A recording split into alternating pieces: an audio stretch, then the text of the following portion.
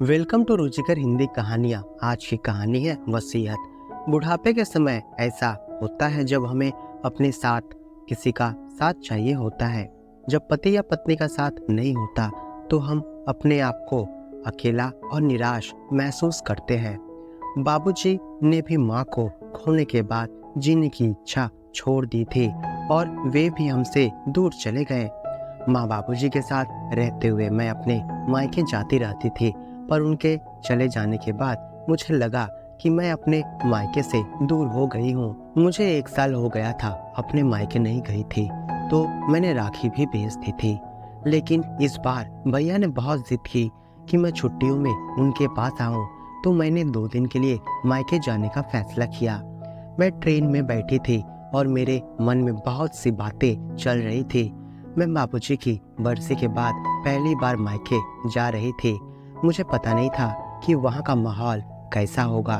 ये सोचते सोचते मेरा दिल उदास हो रहा था। बाबूजी ने जब अपनी संपत्ति में मुझे भी भाई के साथ शामिल किया था, तो भाभी मुझसे अच्छा व्यवहार नहीं करने लगी थी। हमारे रिश्तों में अनबन हो गई थी। बेटियां तो अपने माता पिता और भाई भाभी से प्यार पाने के लिए ही अपने घर आती है। उनकी यही चाहत होती है कि उनके घर का दरवाजा उनके लिए हमेशा खुला रहे। ऐसा ही सोचते सोचते मैं अपनी मंजिल तक आ गई थी।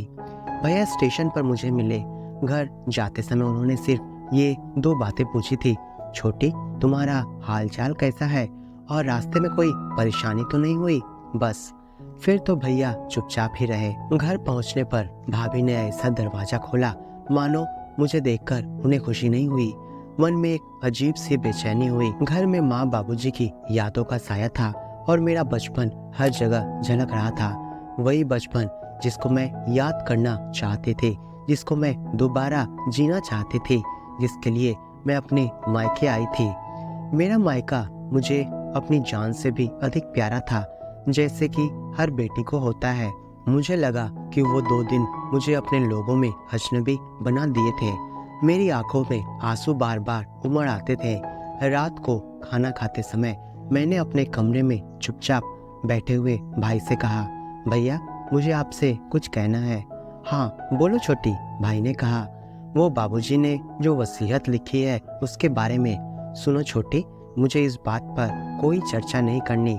अगर और कुछ कहना हो तो कहो, वरना मुझे जाने दो, कहकर भाई खाना छोड़कर अपने कमरे में चले गए। राधा, तुम तो बस 2 दिन के लिए अपने मायके आई हो, थोड़ा आराम करो, भाभी ने कहकर टेबल से बर्तन उठाने लगी। बस 2 दिन, भाभी के शब्द मेरे कानों में गूंज रहे थे। मुझे लगा कि मैं अपने मायके में बेगुनाह होकर अपराधियों के सामने खड़ी हूँ, जिनकी सुनवाई कभी नहीं होगी। जहाँ मैं बड़ी हुई वो घर, मेरा पियर, अब अजनबी सा लग रहा था। मुश्किल से 2 दिन बिताकर मैं अपने घर लौट आई। जैसे ही मैं घर पहुंची, भाभी का फोन आया। राधा, तुम अच्छे से आ गई, रास्ते में कुछ दिक्कत तो नहीं आई? उन्होंने थोड़ा सा कांपते हुए कहा। हाँ भाभी, आ गई, मैंने उदास आवाज में कहा। राधा, ये लिफाफा तुमने टेबल पर छोड़ दिया था, उन्होंने फिर से कांपते हुए कहा। भाभी, रख दिया था, छोड़ नहीं गई थी, आप लोगों के लिए। राधा, तुमने ऐसा क्यों किया? भाभी, मैंने तो बस अपना कर्तव्य पूरा किया है। मैं तो यही बात आप दोनों से कहना चाहती थी, पर ये तो आपका ही सौंपा हुआ था, वापस तो मुझे करना ही था।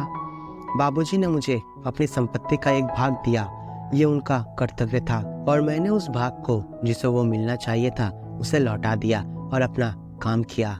भाभी, मुझे आपकी संपत्ति की जरूरत नहीं है, मुझे आप लोगों का प्रेम चाहिए, साथ चाहिए, और वो नाता चाहिए जिसके लिए बेटियां अपने घर जाती है। घर एक बेटी के लिए उसका मौजूदा होता है। जब वो उससे दूर होती है तो उसे बहुत दुख होता है। मेरा घर वसीयत के चलते खतरे में था भाभी, मुझे उस प्रॉपर्टी की कोई परवाह नहीं है जो मुझे मेरे मायके से अलग करती है, मेरे भाई से दूर करती है। ये पेपर्स मेरे लिए बोझ बन गए थे। मैं तो शुरू से ही आपको दे देना चाहती थी, पर मायके की ओर जाते हुए मेरे पैर रुक जाते थे। भाभी, मुझे प्रॉपर्टी की कोई लालसा नहीं थी, मुझे तो केवल मेरा मायका प्यारा था। मुझे तो बस मेरा मायका ही चाहिए। कहते कहते मेरी आवाज मेरे गले में फंस गई। छोटी, तू इतनी जल्दी बड़ी कैसे हो गई, मुझे पता ही नहीं लगा। तेरे शब्दों ने तो मुझे छोटा कर दिया। हम तो अपने स्वार्थ और गलतफहमी की आग में अपने रिश्तों को जला रहे थे। मुझे क्षमा कर दे छोटी, तेरा मायका तेरा ही था और तेरा ही रहेगा। दूसरे किनारे से भाई की आवाज़ सुनकर मेरी आंखों से रुके हुए आंसू बहने लगे। तो दोस्तों, यदि आपको आज की कहानी अच्छी लगी है तो आप कमेंट में लिखकर हमें बता सकते हैं। धन्यवाद।